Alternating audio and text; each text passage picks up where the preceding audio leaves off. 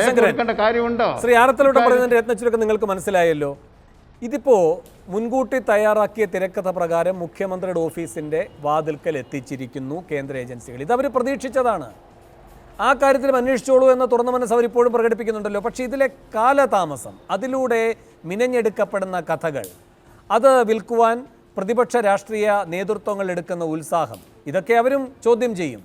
കാരണം നിങ്ങൾക്ക് നിലനിൽക്കാനുള്ള ഇന്ധനം ഇതിൽ നിന്ന് കിട്ടുന്നുവെങ്കിൽ പ്രതിരോധിക്കാനുള്ള വക അവരും മുന്നോട്ട് വയ്ക്കും. ശ്രീ ശിവശങ്കരൻ, അപ്പോൾ ഏജൻസികൾ കളിക്കുമ്പോൾ ഏറ്റവും കൂടുതൽ ആനുകൂല്യം കിട്ടുന്നത് ഇതുവരെ ആർക്ക് എന്ന വിലയിരുത്തൽ വരുമ്പോൾ അത് BJPക്കാണ്, കോൺഗ്രസിനാണ്. ശ്രീ PR ശിവശങ്കരൻ. വേണു, നിർഭാഗ്യവശാൽ അങ്ങ് ആദ്യം ചോദിച്ച ചോദ്യത്തിൻ്റെ ഉത്തരം എനിക്ക് തുടങ്ങിയപ്പോൾ ശ്രീ നരേന്ദ്രമോദിയുടെ പ്രസംഗം കാണിച്ചു. ഞാൻ അതിൽ നിന്ന് തുടങ്ങാൻ ഞാൻ സമയം കളയുന്നില്ല. എനിക്ക് തോന്നുന്നു ഇതുവരെ CPM അല്ലെങ്കിൽ CPMൻ്റെ വക്താക്കൾ ജനങ്ങളോട് അല്ലെങ്കിൽ ചാനലിലൂടെ മുന്നോട്ട് വച്ചിരുന്ന ചോദ്യം എന്തുകൊണ്ട് പ്രതികളുടെ മൊഴി അതുമാത്രം തെളിവായി എടുക്കുന്നുവെന്നാണ്. എനിക്ക് ആദ്യമേ പറയാനുള്ളത്, സ്വാഭാവികമായും മിക്കവാറും എല്ലാ കേസുകളിലും പ്രതികളുടെ മൊഴിയാണ് ഒരു പ്രധാന തെളിവായി ആദ്യം സ്വീകരിക്കുന്നത് അന്വേഷണ ഉദ്യോഗസ്ഥന്മാർ. അതുകൊണ്ട് തന്നെ ആ തെളിവുകളിൽ നിന്നാണ് കൂടുതൽ അന്വേഷണം പോകുന്നതും അത്തരത്തിലുള്ള കൂടുതൽ അന്വേഷണ ഉദ്യോഗസ്ഥൻ്റെ ഒരു ഡിപ്പെൻഡ് ഓൺ ഹിസ് അറിവുകളും മറ്റുള്ള ഇൻഫർമേഷൻസും അനുസരിച്ചിട്ട് പ്രതികളുടെയും അല്ലെങ്കിൽ സാക്ഷികളുടെയൊക്കെ കൂടുതൽ ഇൻഫർമേഷൻസിലേക്കും കൂടുതൽ തെളിവുകളും വസ്തുതകളും എല്ലാം നമ്മൾ ശേഖരിക്കുന്നതും. ഇങ്ങനെയാണ് സ്വാഭാവികമായി എല്ലാ കേസുകളും അന്വേഷിക്കുന്നത്. രണ്ട്, ഈ തെളിവുകൾ അല്ലെങ്കിൽ ഈ സാക്ഷിയുടെ മൊഴികൾ അല്ലെങ്കിൽ പ്രതിയുടെ മൊഴികൾ ഇവ കോടതി പരിശോധിക്കുന്നുണ്ടല്ലോ ഇപ്പോൾ. ആ പരിശോധിച്ചിട്ട് അതിൽ വസ്തുതയും തെളിവുകളും കുറച്ചെങ്കിലും സാധ്യതകളും ഉണ്ടായതുകൊണ്ടാണല്ലോ ഇവരെ കസ്റ്റഡിയിലേക്ക് വിടുന്നതും ഇവരെ കോടതിയിൽ ഒരു ജയിലിലേക്ക് വിടുന്നതും. അതല്ലാണ്ട് ഇവർക്ക് ജാമ്യം കൊടുത്തിട്ടുമില്ല. എനിക്ക് ശ്രീ ആനത്തലവട്ടം അതിനിടയ്ക്ക് പറഞ്ഞു 1 ദിവസം മാത്രം കൊടുത്തുവെന്ന്. 1 ദിവസമേ ഇതിൽ ചോദിച്ചിട്ടുള്ളൂ. കസ്റ്റഡിയിൽ വേണമെന്ന് 1 ദിവസമേ ചോദിച്ചിട്ടുള്ളൂ. അവസാനം അപ്പോൾ ഒരു സെക്കൻഡ്, ഏറ്റവും പ്രധാനപ്പെട്ട ഏതാണ്ട് 35ഓളം പ്രതികളുണ്ടല്ലോ, പിടികിട്ടാനുള്ള കുറച്ചു പേര് ഉൾപ്പെടെ 35ഓളം പ്രതികൾ. ഇതിൽ ഒരു വലിയ നിരക്ക് ജാമ്യം കിട്ടിയില്ലേ?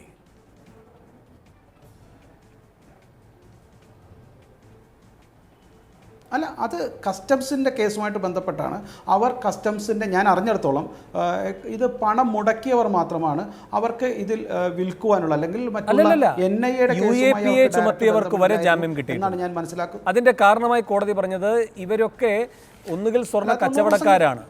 സ്വർണ്ണ കച്ചവടക്കാരാണ്. ഇതിൻ്റെ നേരിട്ടുള്ള ശൃംഖലയിൽ അങ്ങനെ ബന്ധപ്പെട്ട് രാജ്യത്തിനെതിരായിട്ടുള്ള ഭീകരവാദ പ്രവർത്തനം നടത്തിയെന്ന നിഗമനത്തിലെത്താൻ കഴിയുന്നതല്ല.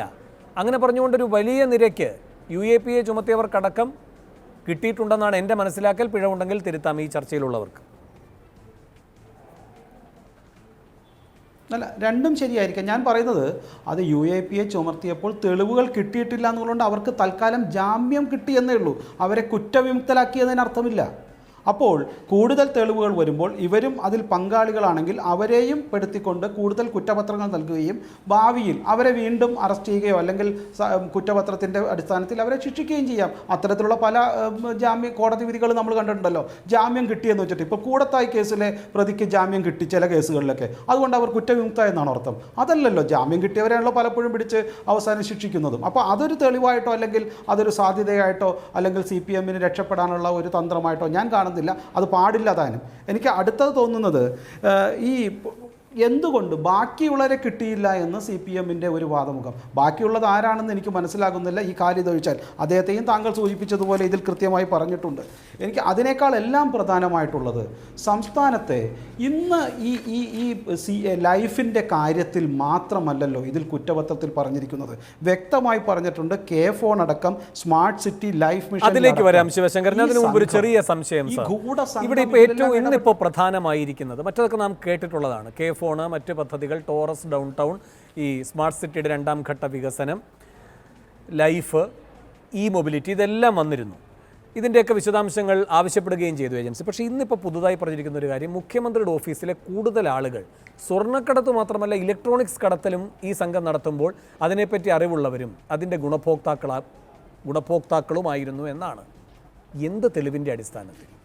ഇപ്പോൾ പ്രതികളുടെ മൊഴി, ആ മൊഴി തന്നെ പ്രതികൾ പറയുന്നത് എങ്ങനെയാണ്? പ്രതികൾ അങ്ങോട്ടും ഇങ്ങോട്ടും നടത്തിയ വാട്സാപ്പ് ചാറ്റ് അത് എടുത്ത് ശാസ്ത്രീയ പരിശോധനയ്ക്ക് ശേഷം അത് പരിശോധിച്ച് അതിൻ്റെ അടിസ്ഥാനത്തിൽ ഇവരെ ക്രോസ് ചെയ്യുമ്പോൾ കിട്ടുന്ന വിവരങ്ങളാണ്. ഇതിനപ്പുറത്തേക്ക് കൂടി ഈ ഏജൻസിക്ക് അന്വേഷിക്കാമല്ലോ. ഈ ഏജൻസിയുടെ അന്വേഷണത്തിൻ്റെ വ്യാപ്തി നിങ്ങൾ തന്നെ വാദോരാതിയതിനു മുമ്പ് പറഞ്ഞതാണല്ലോ മുഖ്യമന്ത്രി ഇടം തിരിഞ്ഞപ്പോൾ, അല്ലേ? എന്തുകൊണ്ട് സെക്രട്ടേറിയറ്റിൽ പരിശോധനയില്ല? എന്തുകൊണ്ട് അവിടുത്തെ CCTVയിലെ ദൃശ്യങ്ങൾ ഇപ്പോഴും എടുക്കണം എന്ന ആവശ്യത്തിലേക്ക് പോകുന്നില്ല?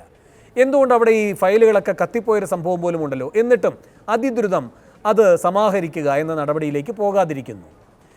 ഇതൊന്നും അന്വേഷണത്തെ മുന്നോട്ട് കൊണ്ടുപോകാത്ത കാര്യങ്ങളല്ലാത്തതുകൊണ്ടല്ലോ. അന്വേഷണമല്ല, മറ്റു ചില കാര്യങ്ങളാണ് മുന്നോട്ട് കൊണ്ടുപോകേണ്ടത് ഈ ഏജൻസിക്ക് എന്ന തോന്നലുളവാക്കുന്ന കഥകളാണ് പടച്ചുവിടുന്നത് എന്ന വിമർശനം വരുന്നത് ആ സാഹചര്യത്തിലാണ് ശ്രീ ശിവശങ്കരൻ. അല്ല, അത് വേണുവിനോ അല്ലെങ്കിൽ അത്തരത്തിൽ കാണുവാനോ ആഗ്രഹിക്കുന്നവർക്ക് കോൺസ്പിറൻസി തിയറി അങ്ങനെ കൊണ്ടുപോകാം. പക്ഷേ ഞാൻ വിശ്വസിക്കുന്നത് ഒരു അന്വേഷണ ഏജൻസി ആദ്യം ഇത്തരത്തിൽ ചോദ്യം ചെയ്യലിലൂടെ യഥാർത്ഥ തെളിവുകൾ എന്താണ്, നെല്ലും പതിരും തിരിച്ചെടുക്കുക. അത് പ്രത്യേകിച്ച് ഒരു IAS ഉദ്യോഗസ്ഥനായ, നമുക്കറിയാം റാങ്കെല്ലാം മേടിക്കുന്ന വളരെ കഴിവുള്ള ഒരു IAS ഉദ്യോഗസ്ഥനെ ചോദ്യം ചെയ്യുമ്പോൾ അതിലുണ്ടാകുന്ന ചില ഒരു നിയന്ത്രണങ്ങളുണ്ടല്ലോ. അദ്ദേഹത്തിനും അത്തരത്തിലുള്ള എന്ത് ഉത്തരം പറയണം തനിക്ക് രക്ഷപ്പെടാൻ എന്നുള്ള വ്യക്തതയോടുകൂടി പലപ്പോഴും നമ്മൾ കേട്ടിട്ടുണ്ട് ഉത്തരങ്ങൾ പലതും പറയുന്നില്ല എന്നുള്ളതും. അപ്പോൾ ചോദ്യം ചെയ്യൽ മറ്റുള്ള ഒരു കുറ്റവാളിയെ ചോദ്യം ചെയ്യുന്നത് പോലെ വേണ്ടത്ര വേഗതയോ അല്ലെങ്കിൽ സൂക്ഷ്മതയോ എത്താൻ സമയമെടുക്കും. രണ്ട്, ഇവരെ ഒരുമിച്ചിരുത്തി ചോദ്യം ചെയ്യുക എന്നുള്ള തീരുമാനത്തിലേക്കാണ് ഒരു ദിവസം കൂടെ ചോദിച്ചത്. അതുകൊണ്ട് സ്വാഭാവികമായും താങ്കൾ നേരത്തെ സൂചിപ്പിച്ചതുപോലെ സാമ്പത്തിക കുറ്റകൃത്യങ്ങൾക്ക് ലഭിക്കാവുന്ന സമയത്തിന്റെ ശ്രീ ശിവശങ്കരൻ ഇവിടെ ഇപ്പോൾ ശ്രീ ശിവശങ്കരൻ ഇപ്പോൾ ഇവിടെ ഈ M ശിവശങ്കർ, പിന്നെ ഇപ്പോൾ കേട്ടു തുടങ്ങിയിട്ടുള്ള ഈ CM രവീന്ദ്രൻ, ഇതിനപ്പുറത്തേക്കും കണ്ണികളുണ്ട് എന്നാണോ?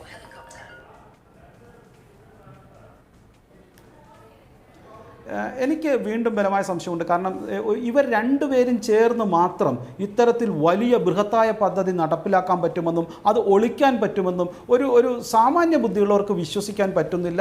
ഇത് ഒരു ടീമാണെങ്കിൽ ഇതിനൊരു തലവനുണ്ടാകും.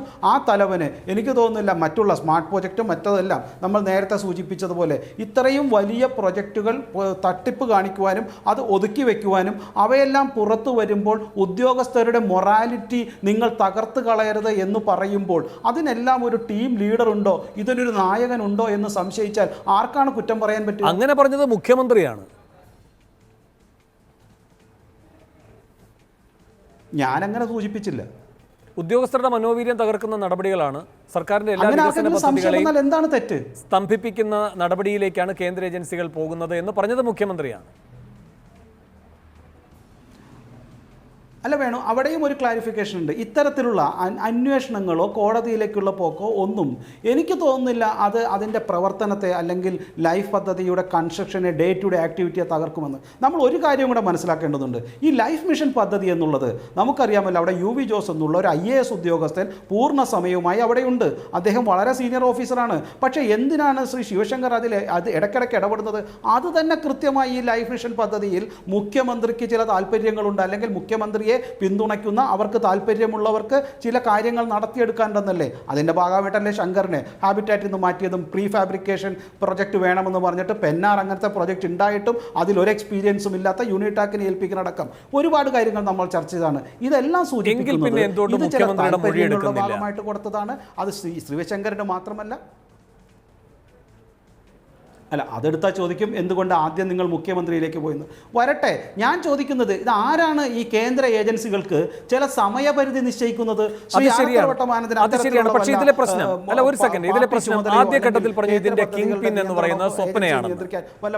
ഒരു സെക്കൻഡ് ശ്രീ ശിവശങ്കരൻ ആദ്യം പറഞ്ഞു ഇതിന്റെ കിങ് പിൻ എന്ന് പറയുന്നത് സ്വപ്നയാണെന്ന്, പിന്നീട് പറഞ്ഞു ഇതിന്റെ കിങ് പിൻ എന്ന് പറയുന്നത് കോൺസുലേറ്റിലെ പ്രധാനികളാണ് എന്ന്, പിന്നീട് പറഞ്ഞു അത് ഖാലിദാണെന്ന്, പിന്നീട് പറയുന്നു ശിവശങ്കറാണെന്ന്. പക്ഷെ നിങ്ങൾ എപ്പോഴും പറഞ്ഞുകൊണ്ടിരിക്കുന്നത് ഇതിൻ്റെ എല്ലാം അറ്റത്തിരിക്കുന്ന മുഖ്യമന്ത്രിയാണ് യഥാർത്ഥ സൂത്രധാരൻ എന്ന്. അപ്പോൾ ഓരോ തവണയായി ഇങ്ങനെ കേന്ദ്ര ഏജൻസികൾ ഈ ഗോൾ പോസ്റ്റുകൾ മാറ്റിക്കൊണ്ടിരിക്കുകയാണ് ഓരോ കഥ മെനയാൻ. അന്ന് സ്വപ്നയെ പറ്റിയുള്ള കഥകളാണ് പ്രചരിച്ചത്, അപ്പോൾ സ്വപ്നയായി ഇതിൻ്റെ കിങ് പിൻ. പിന്നെ ഓരോരുത്തരെയും ഊഴം വെച്ച് ഈ കഥ ഉണ്ടാക്കുന്നതിൻ്റെ ഭാഗമായി അങ്ങനെ കിങ് പിൻ എന്ന പദവി കൊടുത്ത് നിർത്തിയിരിക്കുന്നു. ഇന്നിപ്പോൾ നാം ചർച്ച ചെയ്യുമ്പോൾ അത് PR ശിവശങ്കരന് ക്ഷമിക്കണം M ശിവശങ്കറാണ്, ശ്രീ PR ശിവശങ്കരൻ.